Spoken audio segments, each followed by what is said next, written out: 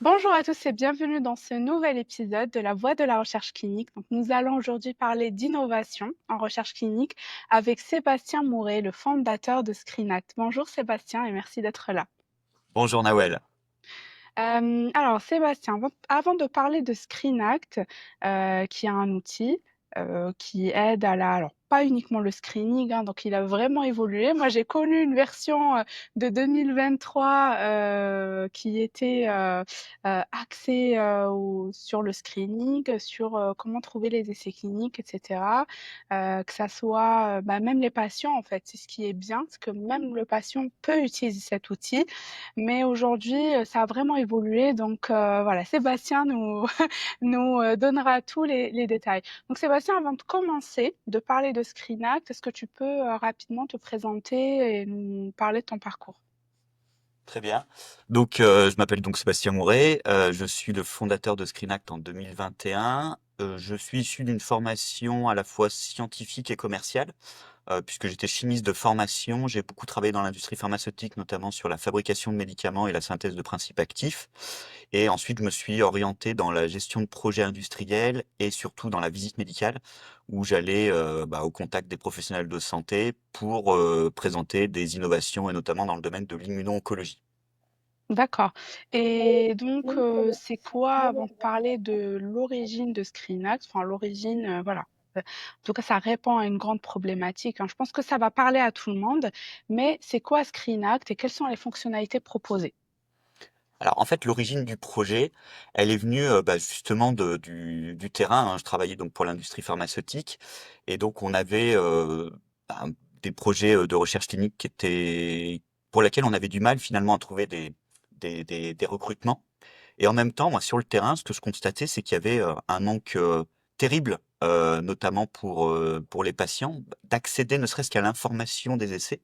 Et en Oui. fait, en creusant un petit peu plus loin, c'était à Saint-Étienne, hein, j'étais en stage justement en immuno-oncologie et il y a eu une patiente qui m'a bouleversé parce qu'en fait, elle était traitée pour son cancer de la peau et heu et elle refusait, d'arrêter son traitement parce que pour elle, c'était une mise à mort Oui. et donc avec le médecin, on avait, décidé de regarder, quelles étaient les opportunités d'essais cliniques et là, on s'est heurté vraiment à une grosse difficulté, ne serait-ce que déjà pour identifier les essais cliniques dans lesquels elle aurait été potentiellement éligible et au-delà de ça, d'orienter cette patiente vers ces centres-là, Oui. c'était une véritable sinécure.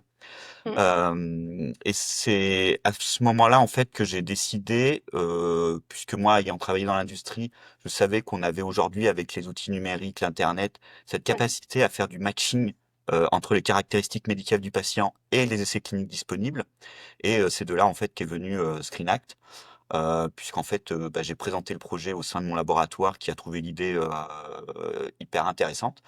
Donc ce qui nous a permis d'enclencher les premiers prototypes, hein. Et ensuite, du coup, de se lancer, de prendre le grand bain, on va dire, de l'entrepreneuriat. Oui, merci. Et donc, qu'est-ce qui change réellement là? C'est une question qui vient de que je viens à laquelle c'est une question qui vient de oh, je bug. Oui, là, il y a une question qui me vient. Qu'est-ce qui diffère de clinical trial? C'est que c'est vrai qu'on a clinical trial qui n'est pas du tout intuitif. Il faut dire ce qu'il en est. On a beaucoup d'informations. La particularité de ScreenAct, c'est que c'est utilisable par les patients, donc c'est et par les investigateurs et par enfin, tout le monde, quoi. Professionnels de la recherche clinique, professionnels de santé et patients. Donc, est-ce que vous avez essayé, enfin toi et ton équipe, de chercher sur clinicaltrial.gouv avant de penser à ça? Alors, c'est justement, en fait, c'est tout l'avantage de Clinical Trial, en fait, c'est que c'est un recueil énorme d'informations. Oui, Sauf que les informations dans cette base-là ne sont pas structurées. Je donne un exemple très concret, c'est que, les noms des centres ne sont pas labellisés comme on peut le voir avec, des industries traditionnelles qui ont un numéro de SIRET, qui correspondent à une unique entreprise. Dans la recherche clinique, dans les annuaires et notamment Clinical Trial, les informations sont en texte libre, donc très difficiles à pouvoir, interroger.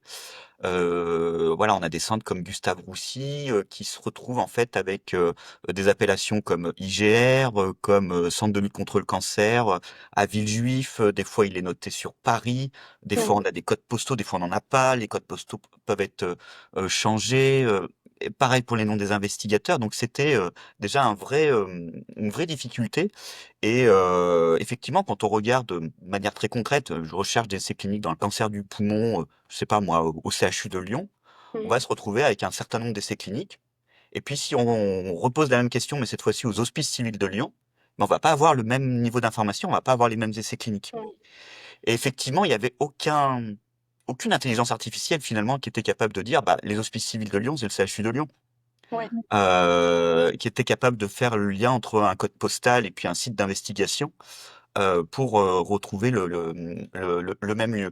Donc on a commencé vraiment à travailler déjà sur la restructuration finalement des données issues de Clinical Trial avec des données administratives, fonctionnelles qui sont les données, ce qu'on appelle le FINES, qui est l'équivalent du SIRET pour, les entreprises et ensuite on s'est interrogé aussi à la même difficulté cette fois-ci, mais pour les maladies.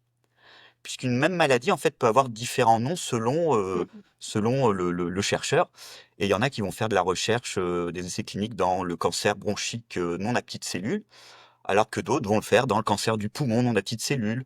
oui, Des acronymes aussi du jargon médical, CBMPC, NSLCC, parce qu'il y a aussi des acronymes en anglais. Donc effectivement, on a, déployé ensuite notre technologie sur la structuration des informations et donc même si on avait du texte libre qui était pas forcément exploitable aujourd'hui par des outils, d'IA ou de recherche, classiques, et oui, ben, ça nous a permis d'avoir vraiment cette structuration des données, qui nous a permis de pouvoir identifier à la fois les sites d'investigation, les maladies, mais également au niveau des investigateurs, puisque même si le nom de l'investigateur était pas forcément identifié dans le clinical trial, nous, on était en capacité de dire: «Bah, celui qui a aujourd'hui le plus d'essais cliniques dans cette pathologie, ben, c'est la personne qui est la référence finalement de ce domaine-là» et donc qui permettait aussi d'attribuer des contacts, au niveau des essais cliniques et donc d'avoir une base beaucoup plus structurée et interopérable, en tout cas en termes de requêtes, que clinical trial. mmh. Quelles étaient les premières réactions des utilisateurs quand tu as lancé le produit? Est-ce qu'il y a un retour qui revenait souvent ou un retour qui t'a marqué? Alors évidemment, bah, le 1er sujet, qui a été, toujours, moi je me rappellerai, voilà, de quand je présentais l'outil, souvent j'arrivais en posant la question: «Est-ce que vous savez combien il y a d'essais cliniques, ouverts, pour, votre pathologie?» et ils me répondaient: «Bah oui, oui, on connaît nos essais, on en a, 6-7». Et en fait, en interrogeant notre outil, bah, ils se rendaient compte qu'ils en avaient, alors parfois, presque 2 fois plus et ils Mmh. disaient: «Ah mince, celui-là je l'avais complètement oublié». Ou, bah, je savais pas qu'on l'avait celui-là ou parce qu'en fait, le problème qu'il y a aussi au niveau des gros hôpitaux comme les CHU, c'est que vous avez des essais cliniques qui sont, très spécifiques, donc Mmh. qui impliquent, une pathologie en particulier. Puis vous en avez d'autres qui sont portés plutôt par, plusieurs pathologies, hein, ce qu'on appelle des essais cliniques pan-tumeurs Oui, et auxquels en fait, bah, ils s'en rappelaient pas, quoi. Enfin, ils savaient pas que des essais cliniques qui pouvaient inclure des patients, avec un cancer du poumon, pouvaient être inclus dans une étude clinique qui, élargissait à plusieurs, pathologies parce qu'on ciblait une mutation en particulier, ou autre. Ou même oui, des projets de recherche académique, portés par, voilà, par un autre service qui pouvaient inclure, des patients, d'une pathologie, voilà, qui était large et donc en fait, ils avaient pas cette visibilité de toutes les opportunités que, leur offrait leur propre établissement oui, et évidemment, au-delà des opportunités de leur propre établissement, bah, ils se rendaient compte qu'il y avait, d'autres essais cliniques, dans d'autres établissements qui avait une innovation, qui s'adaptait de manière très spécifique à certains patients et donc ça élargissait complètement leur vision des choses et maintenant, en plus qu'on a été au niveau européen, on se rend compte qu'il y a une diversité, enfin des accès, des recherches cliniques sur voilà, dans d'autres domaines ou sur des mutations particulières qui n'existent pas en France et qui se font, au niveau, voilà, dans des pays à proximité de chez nous comme la Belgique, l'Allemagne, l'Espagne. oui. Donc ça a Et été là, voilà, cette vision globale de ce que, représentait la recherche clinique, voilà, qui était très monocentrée finalement, au sein de leur établissement ou de leur, service, quoi. Et là, aujourd'hui, Screenact est déployé dans quel pays? Alors aujourd'hui, alors même si on a tout juste démarré, je dirais la communication Mhm, de notre outil auprès des professionnels, bah, notamment en Allemagne, en Belgique, en Suisse. Aujourd'hui, on est en capacité d'analyser la recherche clinique en Espagne, en Italie, en Suisse, en Belgique, en Allemagne. Prochainement, là, on est en train de terminer le Royaume-Uni, mhm. le Luxembourg aussi. Enfin, c'est vraiment aujourd'hui, on est sur bah, toute l'Europe occidentale et on Oui. devrait rapidement, d'ici quelques semaines, mois, être voilà, présent sur toute l'Europe avant de démarrer vraiment une communication européenne pour que tout le monde puisse bénéficier de l'outil. Très bien.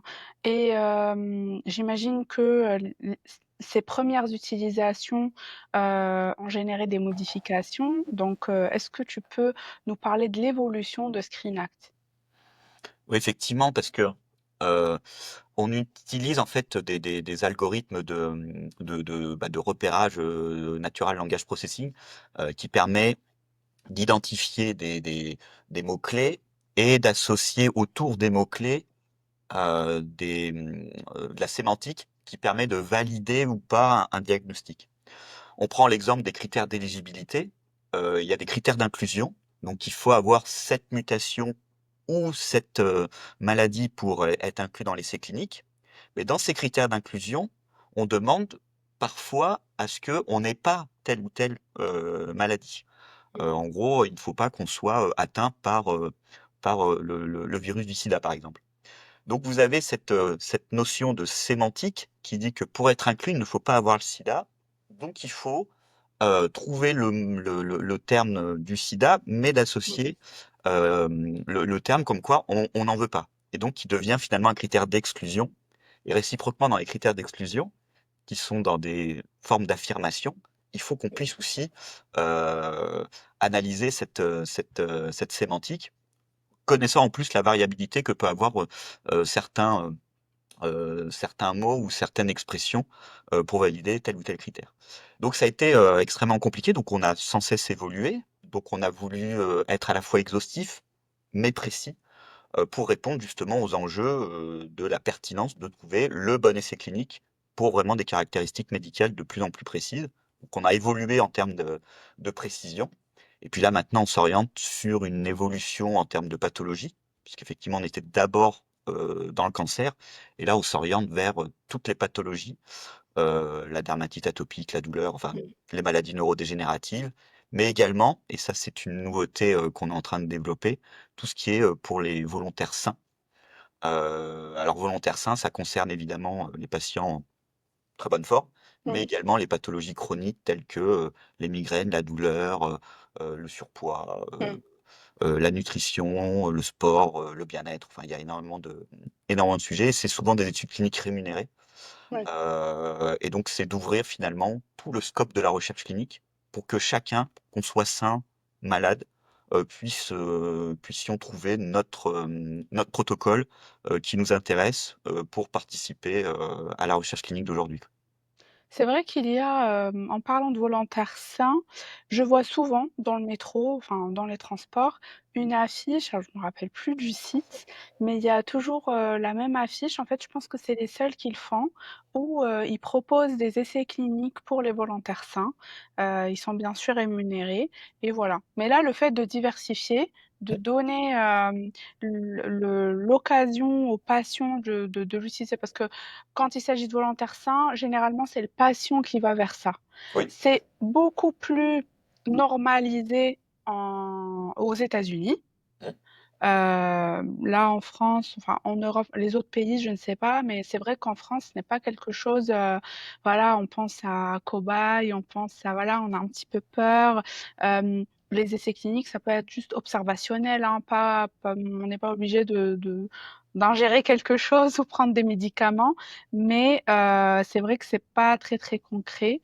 Est-ce qu'il y a eu des utilisations des volontaires sains ces derniers temps Alors aujourd'hui, on est vraiment en phase de développement, hein. C'est-à-dire D'accord. qu'aujourd'hui, la plateforme et sous un format, ce qu'on appelle minimum viable product. On est en train effectivement d'étendre. On associe finalement notre technologie à un domaine encore plus vaste, et puis surtout Oui, avec un parcours d'utilisation qui diffère de Screenact, puisque même si on peut s'adresser à tout le monde, l'application est en accès libre et avec des fonctionnalités complémentaires pour les professionnels de santé sur inscription pour justement répondre aux exigences notamment de la CNIL pour que les professionnels de santé aient des informations complémentaires par rapport à des programmes de recherche clinique. Et on s'est rendu compte évidemment que un patient pouvait utiliser la base de manière beaucoup plus simple que Clinical Trial et en français aussi, parce que ça, oui, pour le patient, c'est quand même important aussi d'avoir accès à des informations en français. Et donc le parcours étant très différent, notamment pour un volontaire, d'aller rechercher des essais cliniques, de remplir aussi des formulaires en ligne, de façon à ce que on puisse nous les notifier de quels essais cliniques sont potentiellement éligibles pour ce volontaire. mm, Donc il y a une il y a un vrai travail sur le parcours d'utilisation et c'est vrai qu'on est vraiment dans cette phase-là, de trouver la meilleure façon, la meilleure application possible, qui permette de répondre, cette fois-ci à des volontaires oui.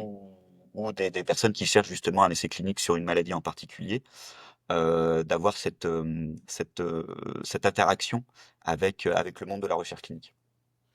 OK et donc qu'est-ce qu'il y a, mis à part, le fait d'élargir un petit peu plus les thématiques, enfin les aires thérapeutiques, est-ce qu'il y a des prochaines améliorations prévues, notamment dans la gestion de projet?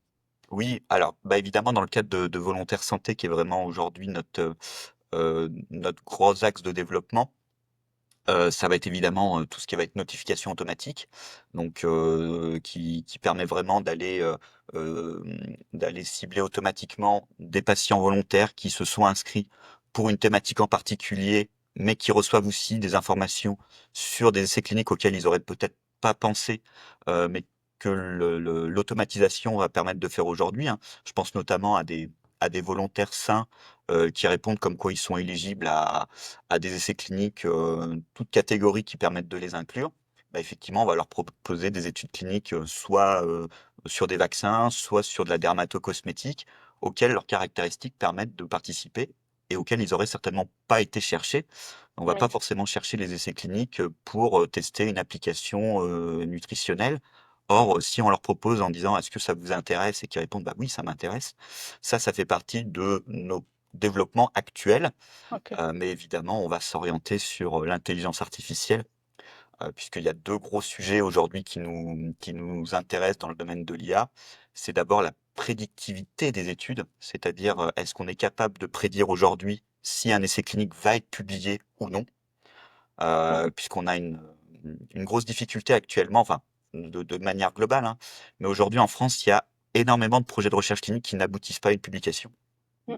Alors pour diverses raisons, hein, notamment le manque d'inclusion dans les études, des retards, liés à des processus administratifs français qui sont souvent très longs Ouais. et qui nous impactent avec, des compétiteurs européens, voire, mondiaux, hein. Je pense notamment à la Chine, qui va s'emparer de projets cliniques qui ont lieu en France et les réaliser plus vite que nous pour publier plus vite. Mmh. Et évidemment, quand un projet est publié avant le nôtre, nous, ça nous impacte, directement sur, la délivrabilité de notre étude. Et puis, il y a aussi les sujets de résultats négatifs qui sont pas toujours publiés, et cetera, et cetera. Donc l'intelligence artificielle prédictive, reste un sujet majeur et au-delà de ça, l'intelligence artificielle générative, donc qui large, les modèles style, ChatGPT, pour Mmh. pouvoir dialoguer avec nos données, pour que justement, on puisse répondre à la fois aux exigences des professionnels de santé qui cherchent un essai clinique en particulier, des projets d'études cliniques sur lesquels ils pourraient, mutualiser leurs équipes ou, pour le patient, tout simplement, d'identifier, les programmes d'études cliniques auxquels ils peuvent, participer et de faciliter en fait cette interaction homme-machine, avec l'intelligence artificielle. Et donc, Là, bon, c'est vrai qu'initialement, bon, en 2023, on avait écrit, bon, c'est vrai que je n'ai pas parlé de cette partie-là. Donc, comment j'ai découvert Screenact? C'est que en 2023, j'ai assisté à un webinaire qui était animé par Sébastien. Et donc, il a parlé de son outil. Donc, il a parlé de la problématique des inclusions, etc. Et donc, les problématiques d'atteindre les objectifs d'inclusion. Et il a parlé de Screen Act. Moi, j'ai tout de suite accroché. Je me suis dit, faut que je fasse un article sur ça. Donc, j'ai contacté Sébastien sur LinkedIn. Il a accepté tout de suite. Il a bien aimé le concept, le site, etc. Et voilà. Mais aujourd'hui, je vois de plus en plus de boîtes qui créent le même outil, enfin le même, pas exactement, mais des outils similaires. Donc, si je te pose la question, pourquoi choisir ScreenAct et pas un autre? Qu'est-ce que tu me dirais? Alors, bah, justement, mais c'est toujours le principe d'avoir, quand on a une bonne idée, c'est que c'est une idée qui est partagée. Et j'ai envie de dire, moi, ça me fait plaisir de voir tous ces projets justement qui voient le jour, puisque ça pressent que bah, c'était une bonne idée, hein. Quand on a une Ouais, bonne idée tout seul, bon, c'est qu'en règle générale, c'est pas une bonne idée. Donc là, effectivement, c'est le fait d'avoir non pas des concurrents, mais des compétiteurs, c'est ce qui nous fait avancer. ouais, J'ai toujours été dans cette, démarche un peu de sport. Voilà, si on est tout seul à courir, bah, on va pas se dépasser. Si en revanche on est, de plus en plus nombreux, à courir, ouais, bah, écoute, c'est des avantages. Sauf que l'avantage de Screen Act, c'est que ça fait depuis très longtemps qu'on court. ouais, On a été les premiers à courir sur ce parcours, donc on a déjà une longueur d'avance et aujourd'hui, bah, on est dans cette capacité d'accélérer. Ce qui fait qu'on a une grosse longueur d'avance, par rapport à tous ces projets en plus, qui essayent de se différencier sur certaines particularités, que ce soit sur, la prise de rendez-vous, ouais, sur la notion de filtre intelligent ou sur des bases de données, autres que Clinical Trial. ouais, Donc c'est aussi ces concurrents ou ces compétiteurs nous permettent aussi, nous, de nous interroger pour améliorer l'outil. Et vu qu'on a cette longueur d'avance à comprendre aussi les difficultés qu'il y a à structurer d'autres bases de données, bah, nous permet aussi, nous, de nous faire avancer et d'améliorer sans cesse notre outil pour garder cette longueur d'avance. Et le fait qu'aujourd'hui, on puisse être plus rapidement que les autres, beaucoup plus structuré, avec beaucoup plus d'essais cliniques en ouais, Europe et avec des projets de développement dans l'intelligence artificielle, fera que on veut rester bah, le leader ouais. sur ce marché. Et je pense que vous avez, nous au contraire, on encourage tout le monde à essayer les différents outils parce que derrière, forcément, ils reviennent sur Screenact sans aucun problème. Est-ce qu'il peut, pour les personnes qui sont intéressées, qui nous écoutent, est-ce qu'il est possible de tester gratuitement l'outil ou est-ce qu'il est possible d'accéder à une démo? Comment ça se passe? Alors, l'outil est accessible en ligne, en accès libre, donc pour tout le monde, Ok. patients, voilà, il y a pas de, il y a aucune récupération de données à ce niveau-là. Mhm. Pour les professionnels de santé, il y a la possibilité effectivement de s'inscrire gratuitement là aussi. Et on a développé là depuis fin d'année dernière, notamment un accès, ce qu'on appelle administrateur, qui permet à chaque établissement de pouvoir gérer lui-même la visibilité de ses essais cliniques au sein de la plateforme, mais du coup de comprendre aussi la visibilité de sa plateforme sur des plateformes comme Clinical Trial notamment. Oui. Parce que ça aussi, c'est un vrai sujet. On s'est rendu compte qu'il y avait beaucoup d'établissements qui utilisaient notre outil, qui disaient: «Bah, c'est bizarre, j'ai des essais cliniques sur lesquels je suis pas au courant». Mhm. Et on dit: «Bah, oui, mais effectivement, en fait, vous êtes bien estampillé sur, Clinical Trial sur ce sujet-là». Et donc ça ouvre aussi, des opportunités et tout est, évidemment gratuit pour les professionnels de santé, pour que justement ils puissent, bah, gérer la visibilité de leurs propres essais, trouver Oui. les essais cliniques qui leur correspondent et adresser leurs patients dans leurs propres essais cliniques. Donc ça, c'est vraiment le modèle qu'on avait voulu créer, gratuit pour les professionnels de santé et les Oui. patients. Et évidemment, on a des offres à destination, cette fois-ci, des promoteurs pour accélérer leurs études, et qui constituent notre modèle économique principal. Et donc, est-ce qu'il est possible, par exemple, si un investigateur ne trouve pas son essai clinique, est-ce qu'il est possible qu'il l'ajoute en toute autonomie? tout à Ah, fait. ça, c'est très bien. Tout Mm. à fait. Oui, oui. C'est le principe justement de l'accès administrateur. C'est que vous pouvez, alors vous pouvez pas supprimer les essais parce que il y a des, voilà, vu que c'est des bases qui sont publiques et de clinical trial, vous pouvez pas modifier non plus le contenu de l'essai. Mm. Puisque ça c'est soumis quand même à des autorisations réglementaires. Par contre, vous pouvez tout à fait bah, ajouter un essai clinique qui aurait, je sais pas moi, sur voilà, qui est un PHRC par exemple, qui est pas forcément obligatoirement mis sur clinical trial. Vous pouvez ajouter également modifier les statuts des essais cliniques pour savoir s'ils sont toujours en cours d'inclusion ou pas.